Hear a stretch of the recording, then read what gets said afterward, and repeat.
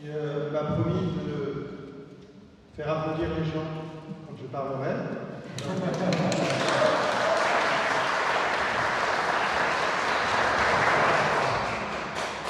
Mon enseignement, on commence comme ça, parce que je vais vous parler de Saint Joseph.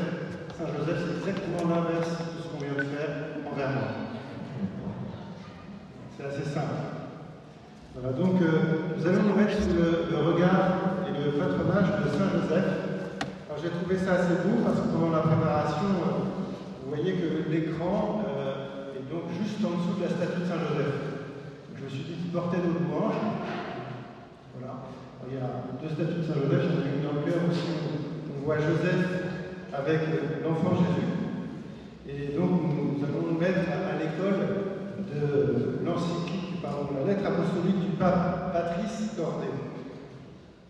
Alors, le mot Joseph, voilà, avant de commencer mon enseignement, j'aimerais se confier à la Vierge Marie. J'aime bien cette Vierge, je ne sais pas comment ça. Je vous salue Marie, pleine de grâce. Le Seigneur est avec vous. Vous êtes bénie entre toutes les femmes, et Jésus, le fruit de vos entrailles, est béni. Sainte Marie, Mère de Dieu, priez pour nous, pauvres pécheurs, maintenant et à l'heure de notre mort. Amen. Alors, le mot Joseph, déjà, signifie Dieu augmentera, il ajoutera, il fera croître. Alors, si nous sommes venus à cette session à louer, avec cette thématique sur Saint Joseph, j'aimerais nous poser la question ce soir, qu'est-ce que je veux que le Seigneur fasse grandir en moi? Voilà. Le Seigneur se trouve confronté à cette question avec ses apôtres, à un moment dans l'évangile de Saint Luc, lorsque les apôtres nous demandent « Seigneur, augmente en nous la foi ». Et le Seigneur répondit, si vous aviez la foi grosse comme un grain de moutarde, vous auriez dit à cet arbre que voici, déracine-toi et va te planter dans la mer. Et il vous aurait obéi. Alors c'est comme le temps de la parole pour la messe. Voilà, il y a tous les enfants qui veulent suivre Isabelle. Très bien. Pour un temps au presbytère. Sur dans le jardin. Non. D'accord. Merci Isabelle. Alors,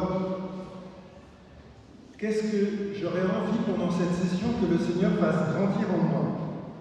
Vous savez, dans l'Évangile, souvent le Seigneur demande le désir de la personne. Par exemple, l'aveugle de Jéricho, ça paraît évident lorsque l'aveugle se trouve devant le Seigneur, et le Seigneur lui dit « Qu'est-ce que tu veux que je fasse pour toi ?» On va nous dire « C'est évident ». Eh bien non, le Seigneur demande que nous exprimions notre désir. Qu'est-ce que j'ai envie que le Seigneur fasse grandir en moi?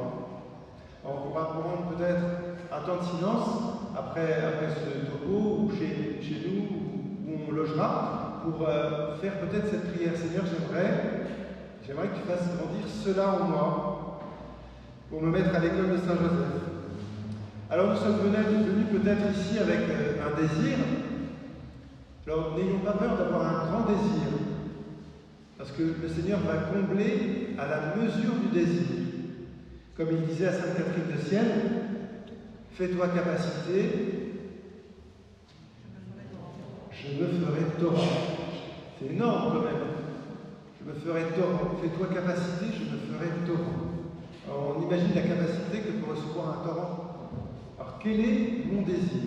Voilà. On va avoir peut-être la nuit pour le formuler. Ça va peut-être travailler en nous. Seigneur, qu'est-ce que je voudrais faire grandir dans ma vie de chrétien, de chrétienne, pour me mettre à l'école de Saint Joseph. Et puis si on ne sait pas, on peut dire au Seigneur, Seigneur, inspire-moi une prière.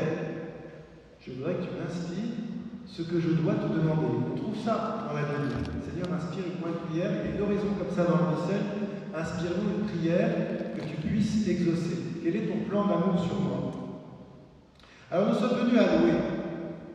Voilà, c'est pas pareil-mondial, même s'il y a un vitrail.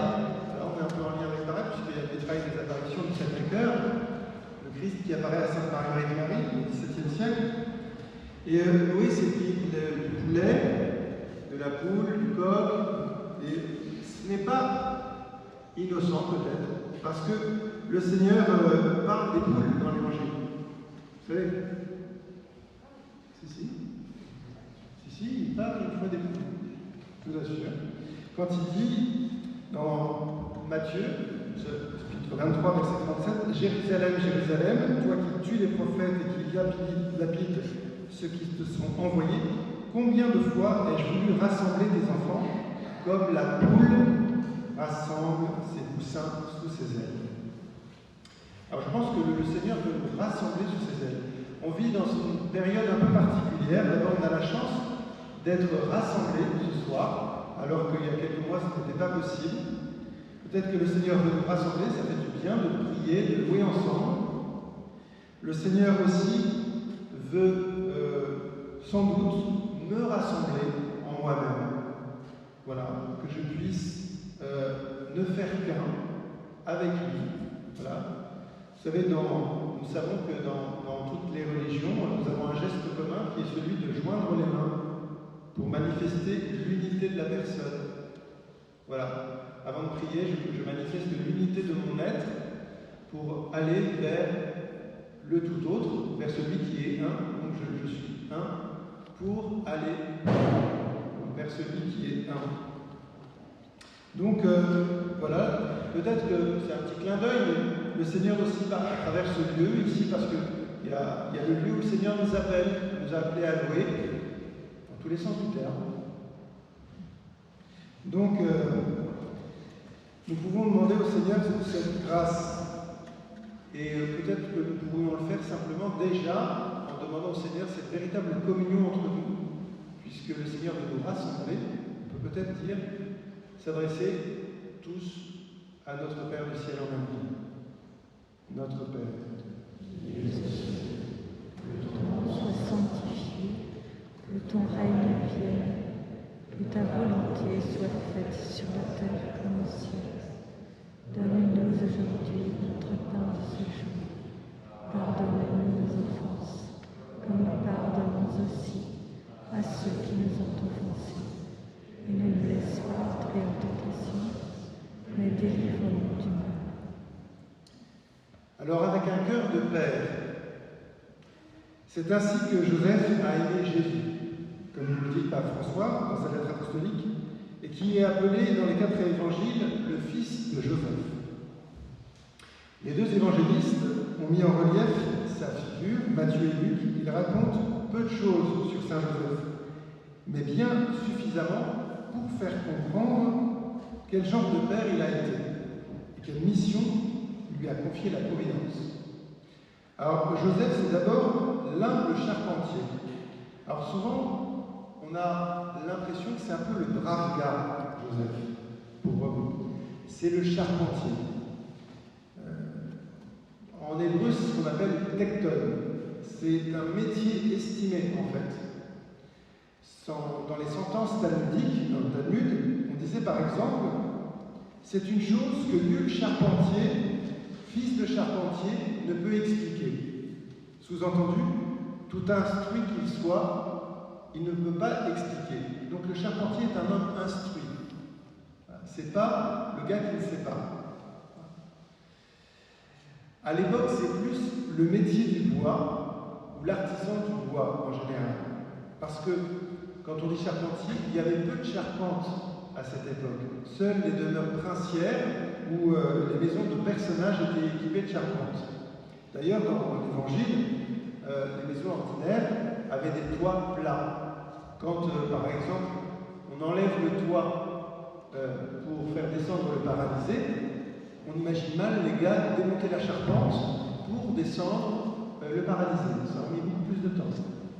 Et quand Jésus dit « proclamez sur les toits ce que vous avez vu et entendu », c'était aussi des lieux de communication, les toits d'Extrême-Orient, où on se passait aussi des nouvelles.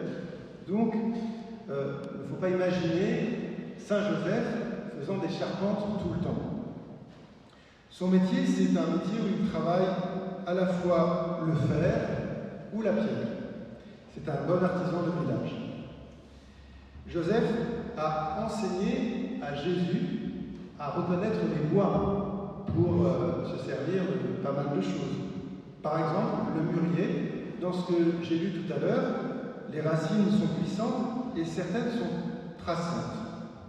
Quand les apôtres demandent au Seigneur « augmentons-nous la foi », et que le Seigneur répond « si vous aviez la foi grosse comme un grain de table », dans une ancienne traduction dit « si vous aviez la foi », vous diriez à ce mûrier que voici 2 racines toi et va te planter dans la terre. Donc, Jésus il a une idée très précise lorsqu'il montre cet arbre de ses racines profondes et ces racines qui seraient difficiles à enlever du sol pour qu'il aille se jeter dans la mer.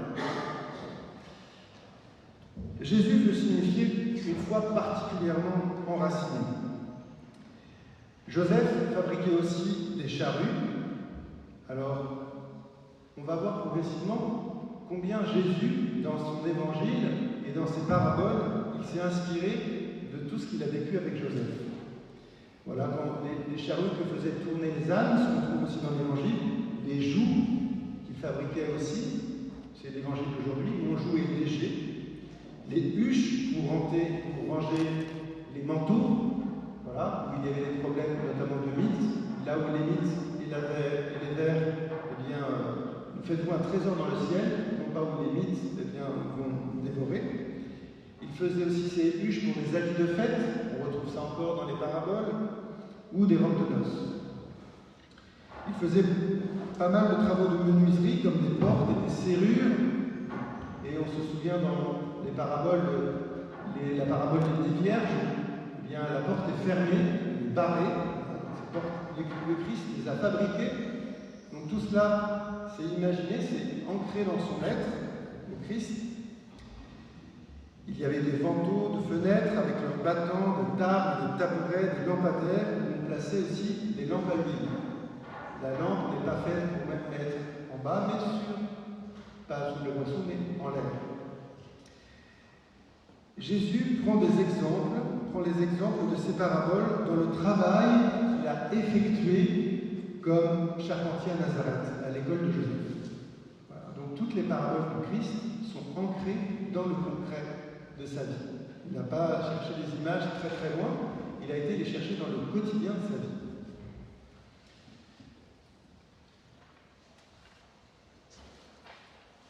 Voilà. Les paraboles donc sont colorées de l'apprentissage de Jésus auprès de Joseph. Les paraboles sont colorées de l'apprentissage de Jésus auprès de Joseph. Il a appris ce métier de charpentier avec son père adoptif. Il a appris à se servir des instruments, de la hache, de la scie, du marteau, du rabot, du burin, de la règle, de l'équerre.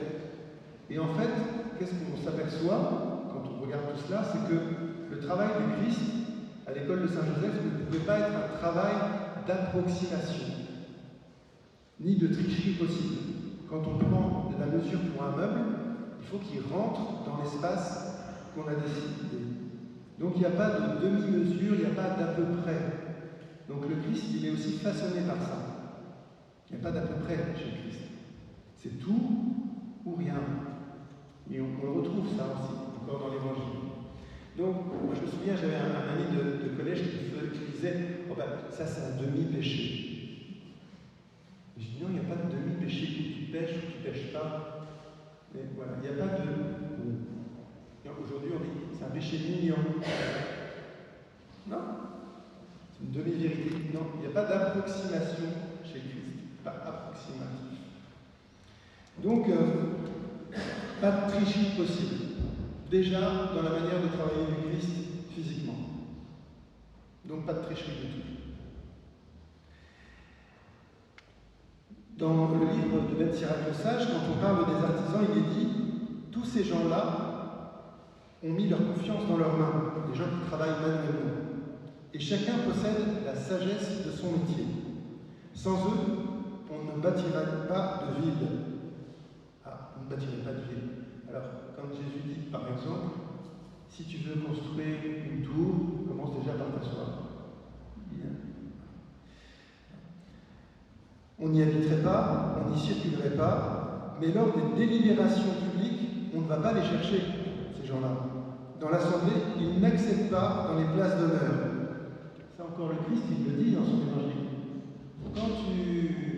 Ne faites pas comme les pharisiens, ne cherchez pas les places d'honneur, tout ça.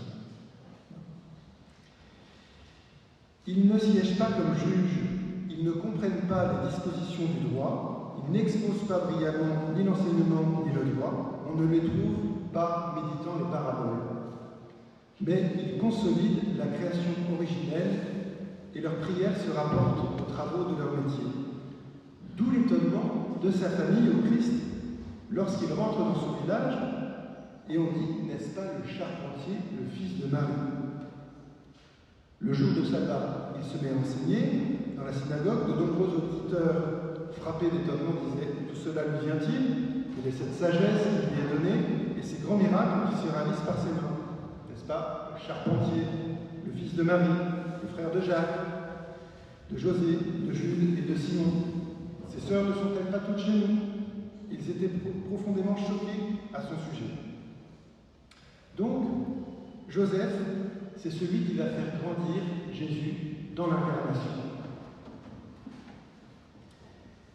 Joseph, c'est aussi l'époux de Marie. Alors, vous savez, à Noël, contrairement à ce que dit Alphonse Daudet, il n'y a pas 3 messes basses, il y a 4 messes. La messe de l'Emmanuel, la messe de la nuit, la messe de l'aurore, les bergers, et la messe du jour. La messe de l'Emmanuel, quand les gens pensent qu'ils vont aller à la messe de Noël, ils se font entre guillemets un petit peu avoir parce que l'évangile, c'est la généalogie de saint Matthieu. Alors,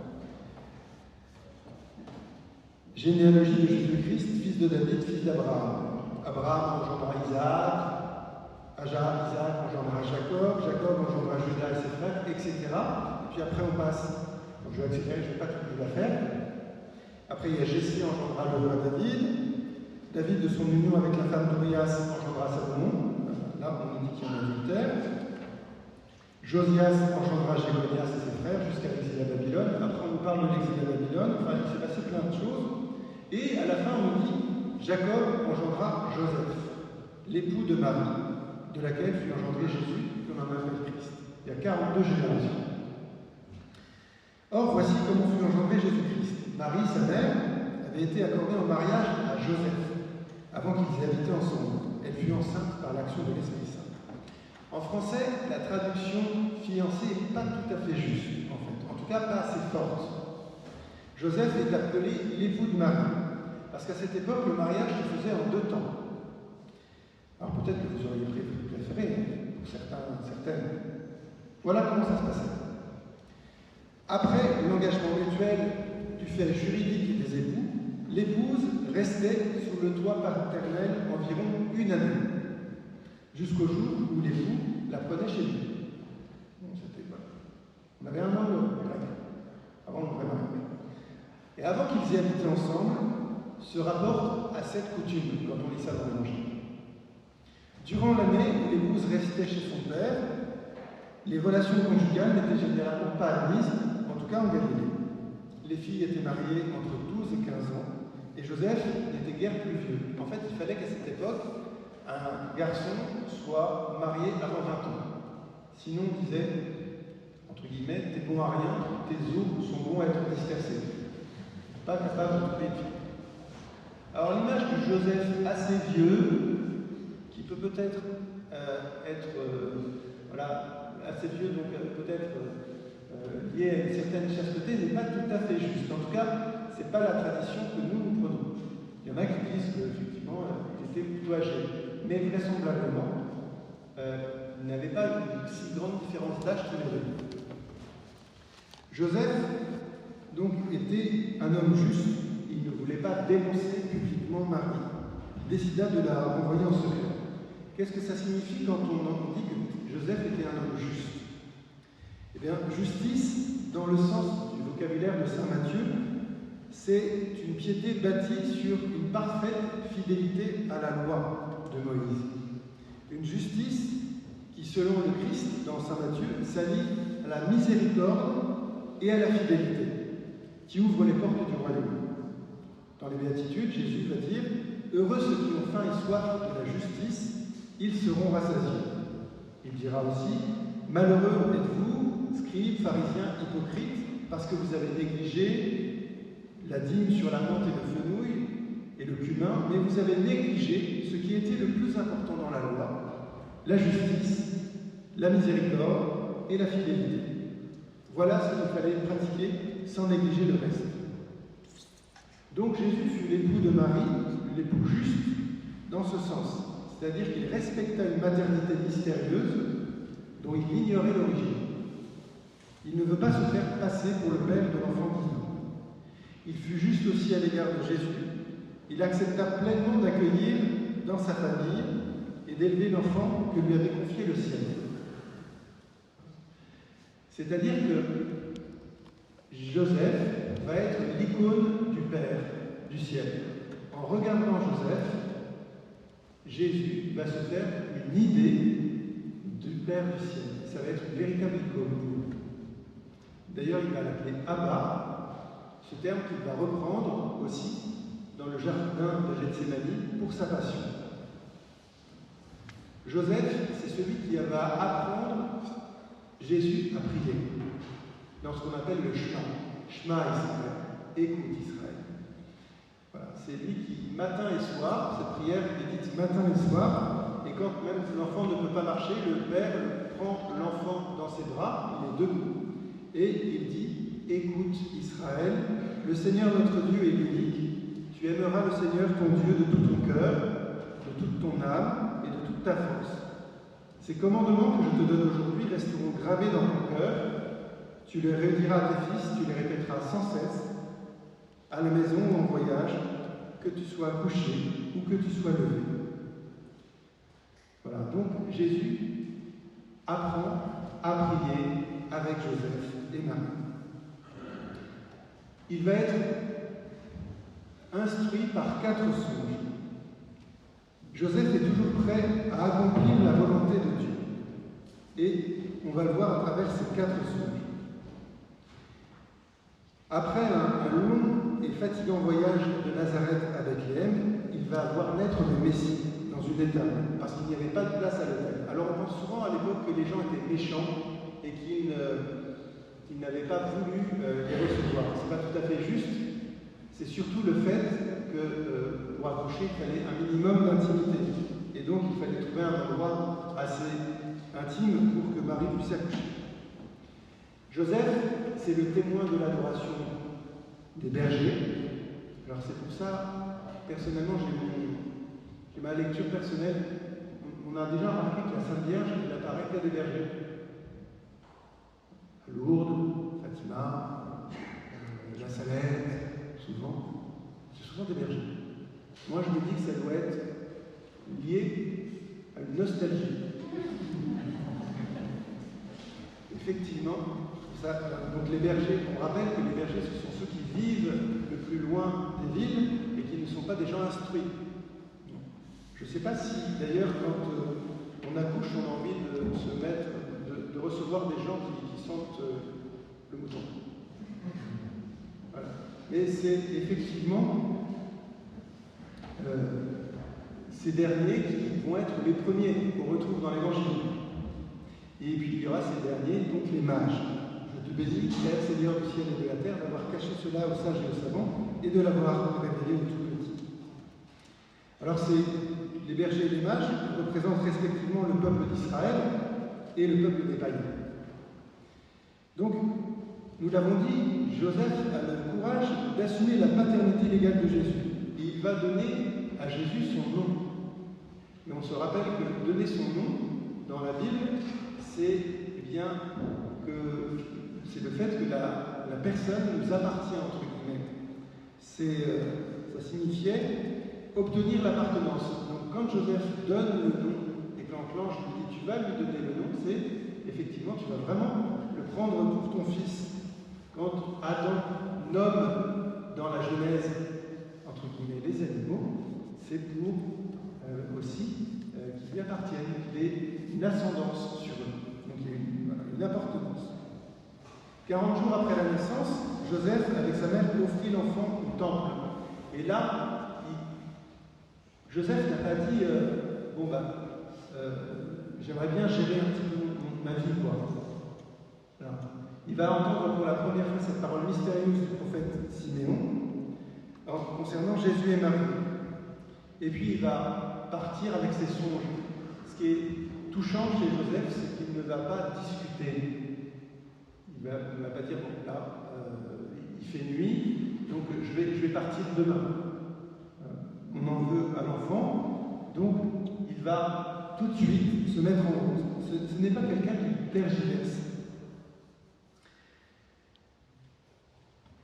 Ensuite, il va revenir en cachette dans un petit village de Nazareth en Galilée, d'où ne surgit aucun prophète, et même Nathanaël dira: que peut-il en sortir de bon?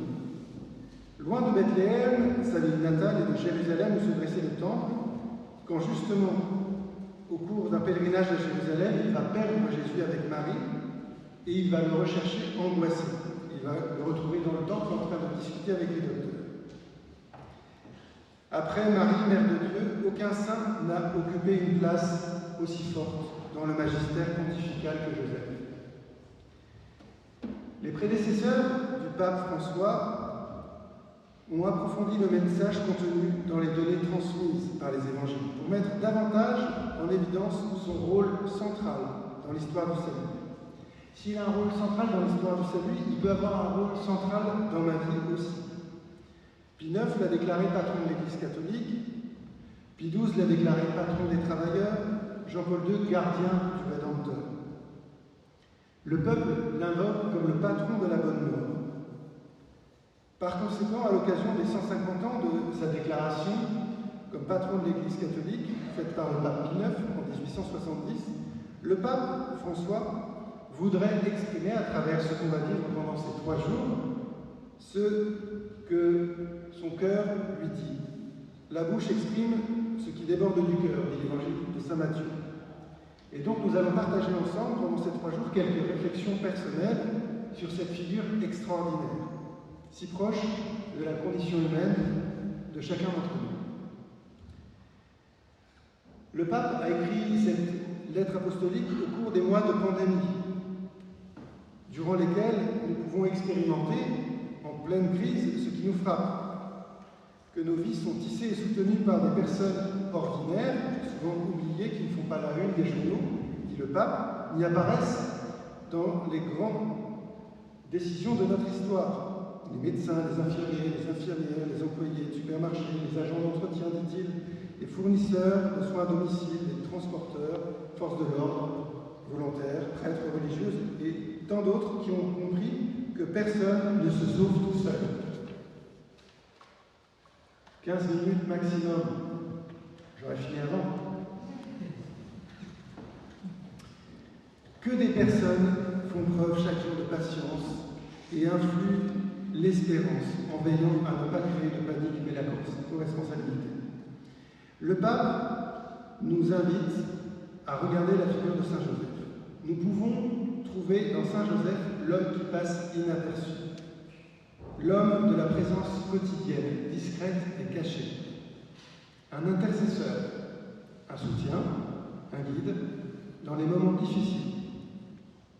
Saint Joseph nous rappelle que tous ceux qui apparemment sont cachés ou en deuxième ligne jouent un rôle inégalé dans l'histoire du salut. À eux tous, une parole de reconnaissance et de gratitude est adressée, dit le pape. Alors, pour cette première soirée, prenons le temps de demander à Joseph, à Saint Joseph, eh bien, d'être aussi notre gardien, comme il fut le gardien du Rédempteur. Demandons-lui: j'aimerais que tu me fasses grandir dans tel ou tel domaine. Et encore une fois, si nous ne savons pas dans quoi nous voudrions grandir, demandons au Seigneur, comme nous l'avons fait en priant l'Esprit Saint tout à l'heure, de nous inspirer une prière. Je voudrais avoir ce désir, en tout cas. Et si je n'ai pas de désir, demandons le désir du désir. Je vais terminer donc avec la prière du pape François à Saint-Joseph. On peut peut-être se lever.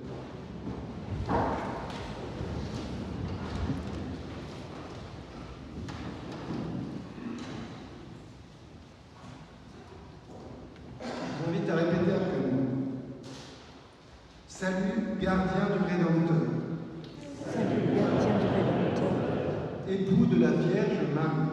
époux de la Vierge Marie. À toi, Dieu a confié son Fils. À toi, Dieu a confié son Fils. En toi, Marie a remis sa confiance. En toi, Marie a remis sa confiance. Avec toi, le Christ est devenu homme. Avec toi, le Christ est devenu homme. Ô bienheureux Joseph, Ô bienheureux Joseph, montre-toi aussi un Père pour nous montre-toi aussi un Père pour nous. et conduis-nous sur le chemin de la vie. Conduis-nous sur le chemin de la vie. Obtiens-nous grâce, miséricorde et courage. Obtiens-nous grâce, miséricorde et courage. Et défends-nous de tout mal. Et défends-nous de tout mal. Amen. Que Saint Joseph veille sur vous en ce soir, et puis si vous avez un songe, peut-être, vous êtes